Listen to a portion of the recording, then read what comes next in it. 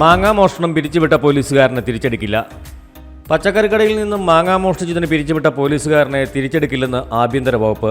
Idukki AR ക്യാമ്പിലെ CPO ആയിരുന്ന കൂട്ടിക്കൽ സ്വദേശി പുതുപ്പറമ്പിൽ PV ഷിഹാബിനെതിരെയാണ് നടപടി. 2022 സെപ്റ്റംബർ 30 കാഞ്ഞിരപ്പള്ളി പേട്ടക്കവലയിലെ KM വെജിറ്റബിൾസ് എന്ന മൊത്ത വ്യാപാര കടയ്ക്ക് മുമ്പിൽ ഇറക്കി വെച്ചിരുന്ന പെട്ടിയിൽ നിന്നും 10 കിലോ മാങ്ങയാണ് ഷിഹാബ് മോഷ്ടിച്ചത്. സർവീസിൽ തിരിച്ചെടുക്കണമെന്നാവശ്യപ്പെട്ടുകൊണ്ട് റേഞ്ച് IG-ക്ക് അപേക്ഷ നൽകിയിരുന്നു. ഷിഹാബിന്റെ ഭാര്യ നവകേരള സദസ്സിൽ മുഖ്യമന്ത്രിക്ക് നേരിട്ട് അപേക്ഷ നൽകുകയും ചെയ്തുവെങ്കിലും ഫലമുണ്ടായില്ല. ക്രിമിനൽ കേസുകളിൽപ്പെടുകയും റിമാൻഡ് തടവുകാരനാവുകയും ചെയ്തതിനാൽ ശിക്ഷ പുനഃപരിശോധിക്കില്ലെന്ന് ആഭ്യന്തര വകുപ്പ് ഉത്തരവിൽ വ്യക്തമാക്കി.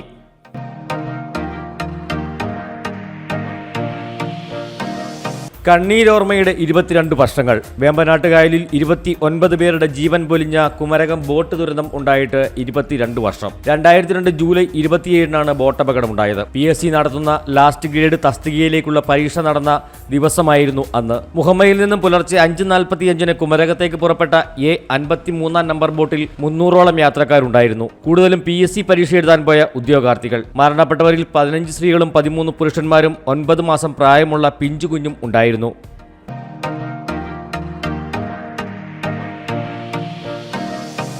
കുട്ടികളുടെ സ്കൂൾ ബാഗ് ഭാരം കുറയ്ക്കുന്നത് സംബന്ധിച്ച് സർക്കാർ ഉടൻ തീരുമാനമെടുക്കുമെന്ന് V. ശിവൻകുട്ടി. എറണാകുളം ഗേൾസ് ഹൈസ്കൂളിൽ നടന്ന മേഖലാതല ഫയൽ അദാലത്തിന് ശേഷം മാധ്യമങ്ങളോട് സംസാരിക്കുകയായിരുന്നു മന്ത്രി. സംസ്ഥാനത്തെ 1-ാം ക്ലാസ് മുതൽ 12-ാം ക്ലാസ് വരെയുള്ള കുട്ടികളുടെ സ്കൂൾ ബാഗുകളുടെ ഭാരം സംബന്ധിച്ച് നിരവധിയായ പരാതികളും നിർദ്ദേശങ്ങളും രക്ഷിതാക്കളുടെ ഭാഗത്തുനിന്നും പൊതുവിദ്യാഭ്യാസത്തെ സ്നേഹിക്കുന്നവരുടെ ഭാഗത്തുനിന്നും ഉയർന്നു വരുന്നുണ്ടെന്നും മന്ത്രി പറഞ്ഞു.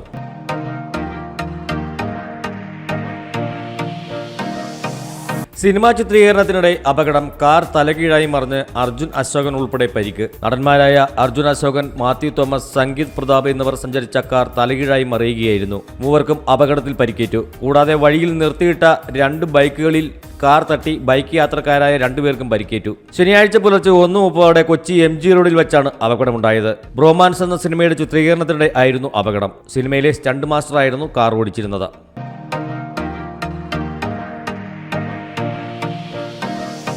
പൂപ്പാറ കൂട്ടബലാത്സംഗ കേസിൽ 2-ാം പ്രതിക്ക് 33 വർഷം തടവ് ശിക്ഷ വിധിച്ചു. മധ്യപ്രദേശ് മണ്ഡല സ്വദേശി KM സിംഗ് ആയത്തിനെയാണ് കുറ്റക്കാരനെന്ന് കണ്ടെത്തി കോടതി ശിക്ഷിച്ചത്.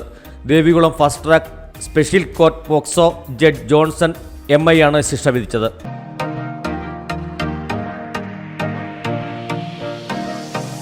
പൊതുവിദ്യാഭ്യാസ വകുപ്പിൽ കെട്ടിക്കിടക്കുന്ന ഫയലുകൾ മുഴുവൻ തീർപ്പാക്കുമെന്ന് മന്ത്രി V. ശിവൻകുട്ടി. പൊതുവിദ്യാഭ്യാസ വകുപ്പിന്റെ മേഖലാതല അദാലത്ത് Ernakulam government girls higher secondary സ്കൂളിൽ ഉദ്ഘാടനം ചെയ്യുകയായിരുന്നു അദ്ദേഹം.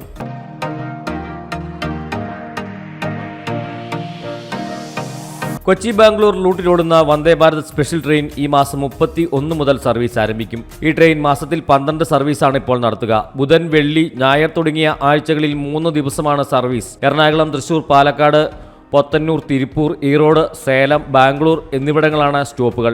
വലപ്പാട്,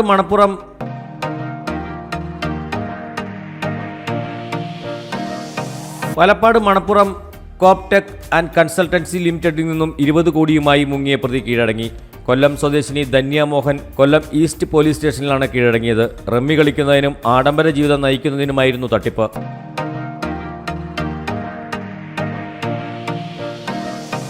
തിരുവല്ല വേങ്ങലിൽ കാറിന് തീപിടിച്ച് ദമ്പതികൾ മരിച്ച സംഭവത്തിൽ ആത്മഹത്യാക്കുറിപ്പ് കണ്ടെടുത്തു. ഏകമകന് ലഹരിക്ക് അടിമയായതിന്റെ മനോവിഷമം കാരണം ജീവനെടുക്കുന്നു എന്നാണ് ആത്മഹത്യാക്കുറിപ്പിലുള്ളത്. തുകലശ്ശേരി സ്വദേശികളായ രാജു തോമസ്, ഭാര്യ ലൈജി തോമസ് എന്നിവരാണ് മരിച്ചത്.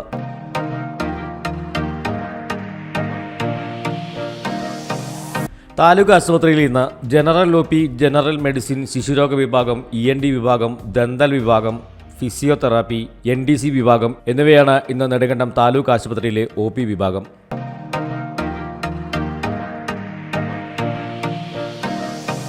എഴുകുമയൽ Spice Valley Rotary Club Jaimatha Snehabhavan അന്തേവാസികൾക്ക് വീൽചെയർ സമ്മാനിക്കും. ഒപ്പം സേവനം ചെയ്യുന്ന സിസ്റ്റേഴ്സിനെയും ആദരിക്കും. 28-ാം തീയതി ഞായറാഴ്ച ജയ്മാത ഭവനിൽ വെച്ചാണ് ചടങ്ങ്.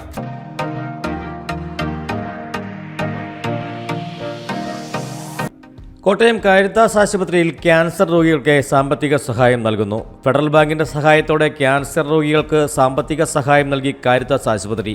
കാരിത്താസിൽ ചികിത്സയിലായിരിക്കുന്നവരും പുതുതായി ചികിത്സയ്ക്ക് വരുന്നവരുമായ അർഹതപ്പെട്ട 750 ക്യാൻസർ രോഗികൾക്കാണ് ഒരാൾക്ക് 20,000 രൂപ വീതം ഇളവ് നൽകാൻ ലക്ഷ്യമിടുന്നത്. രോഗനിർണയം, ക്യാൻസർ ചികിത്സ, ശസ്ത്രക്രിയ എന്നിവ ഉൾപ്പെടെയുള്ള ഏതു ചികിത്സയ്ക്കും ഈ ഇളവ് ലഭ്യമാണ്. ജൂലൈ പകുതിയോടെ ആരംഭിച്ച് മാർച്ച് 31 വരെ നീളുന്ന ഈ പദ്ധതിയിൽ ഇതുവരെ ഏറെ ആളുകൾക്ക് സഹായം എത്തിക്കാൻ കഴിഞ്ഞു.